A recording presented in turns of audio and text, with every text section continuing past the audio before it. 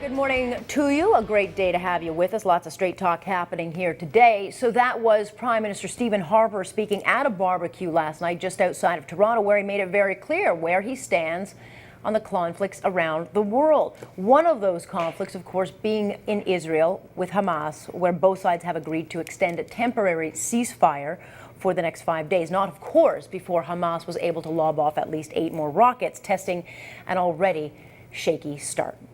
Here is Israel's response. Has accepted the extension of the ceasefire. All along, we have been ready for an unconditional extension of the ceasefire. The problem has been Hamas. They are the wild card. They have violated or rejected 10 specific ceasefires, and we saw that again last night when they targeted Israeli communities once again. Like ISIS in Iraq, Hamas has no qualms whatsoever about targeting and trying to kill innocent civilians. So let's bring in Reuven Ben-Shalom, former Israeli Air Force pilot, who also is, I guess, a journalist these days. Good to have you with us. Let's talk about the latest, which is this ceasefire that has been put into place. Hamas could not commit to the last one, or the one before, or the one before. What's so different this time? Well, nothing is different because Hamas's agenda is instability. So although Israel's goal from the beginning was quiet, and actually we said quiet will be answered with quiet. And then we agreed and adhered to every single ceasefire along the way. Hamas breached every single one of them. And I think this just promotes their goal of constant instability. They do not want to raise the siege over Gaza, as they claim. And they're also not concerned about their own women and children. They're concerned with perpetuating instability and eventually annihilating Israel. I mean, I think what's become very clear is that Hamas does not have the interests of the Palestinian people at heart. It is out to do what its charter tells them, which is to get rid of Israel. So, Egypt is brokering this deal. What exactly needs to happen for Israel to sign on? Because Hamas has made it clear they don't intend to give up anything unless blockades are removed, giving them free movement. And there's nothing really in this for Israel. Good question. Remember that the goals of Israel have changed. The original goal of quiet will be answered with quiet. I don't think this is the position of Israel that's being expressed now in Egypt. We don't know exactly, remember, what the Israeli team are saying during these negotiations, but we can all understand that their goal now is long-term stability, and no longer will Israel just agree to going back to quiet. I think quiet for quiet concept is over. So where will this lead? Probably only to one point, where Israel is sure that we can see long-term stability. That will happen only with an international mechanism of demilitarization. Will we see it now or in the long run in the second phase? I'm not sure. It could be that the ceasefire will be phase 1 to then go on to further talks of how to create this long-term stability.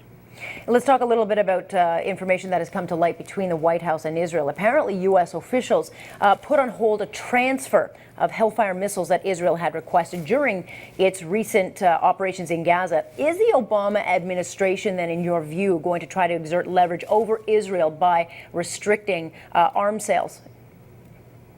I'll tell you, when I was responsible for the military cooperation between Israel and the United States, every few months we would see an article come out in the media and we would say, what is this about? The military cooperation, defense cooperation between Israel and the United States is, of course, a cornerstone of our strategic assets of the security of Israel, and it's never been better. Now, was a specific shipment delayed now? I don't even know, and I don't think it matters. Will President Obama and Netanyahu play golf together after they retire? Let me guess, no.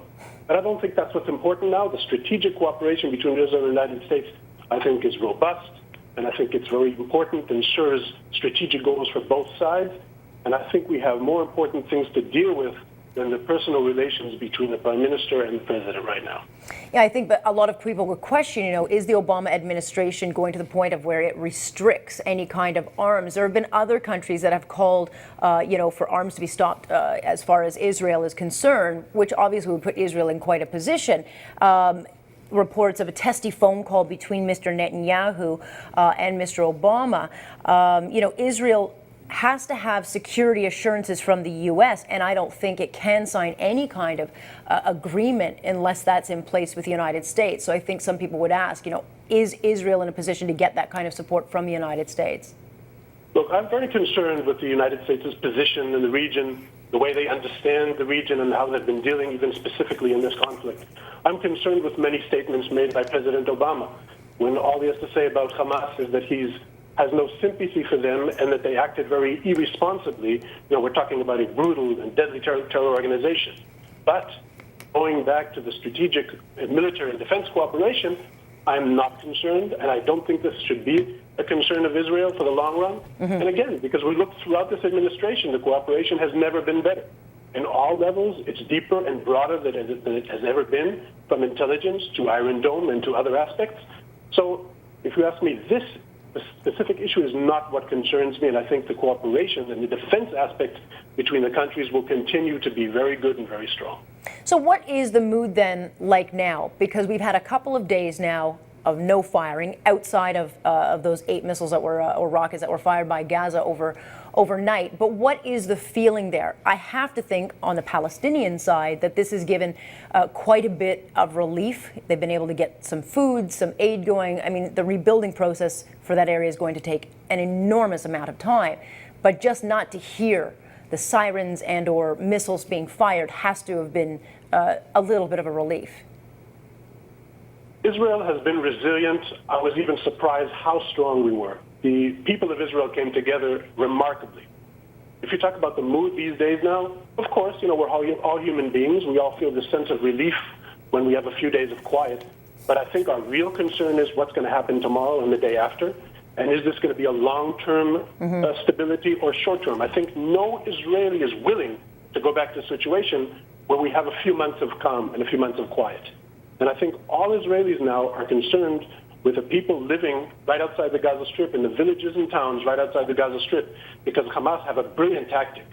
They've been firing at Tel Aviv the last few days, but what they're going to probably go back to now is to this trickling of rockets and mortars on the villages right outside of Gaza, hoping that the Israeli society living in Tel Aviv and other places will forget about the poor people in the south. Well, we are not going to forget about the people in the south, and I think we're all determined now that this situation that we've been allowing so far is not going to happen again. There will be no rockets. There will be no tunnels. We might be going to a war of attrition now. It could be months. It could be years.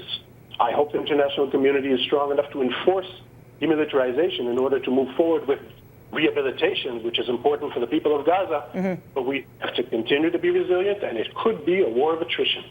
And what would that mean? What would that look like? Attrition?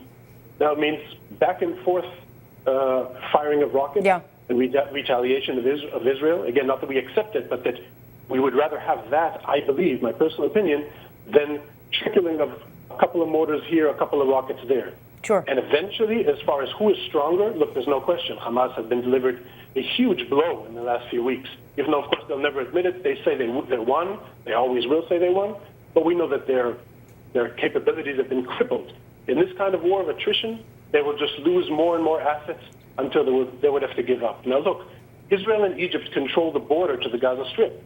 I'm not saying that we're going to choke them financially. That Israelis risk their lives every day to allow food and medication into Gaza. Electricity comes to Gaza and from Israel.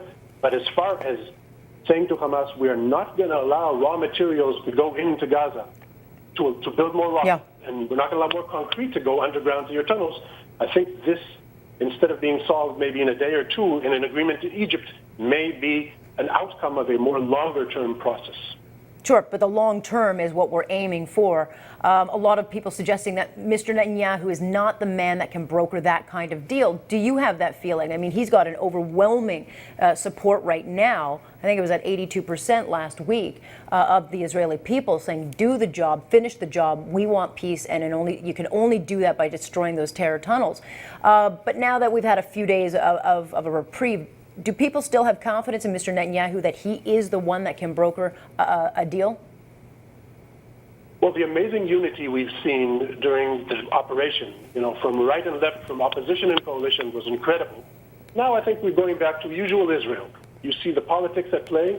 You even see that every single politician, even some sitting in the cabinet, have their own plans and their own solutions for the situation. I think we've even heard from the leader of the opposition today. So I could not say all Israelis are standing behind the Prime Minister. If you ask me personally, and I can say this easily because I am not a Likud member and not a Netanyahu fan, but my personal opinion is this is the beauty of democracy. We elected this government. I have full trust in the Prime Minister and the Minister of Defense and the Chief of Defense of the military, that they're doing the right thing, that they have all the capabilities and the tools and the information to reach the right decision. And I trust our delegation now in Egypt that they're promoting Israel's interests. So I'm not sure they'll succeed to come back tomorrow and say, we got it, demilitarize Gaza.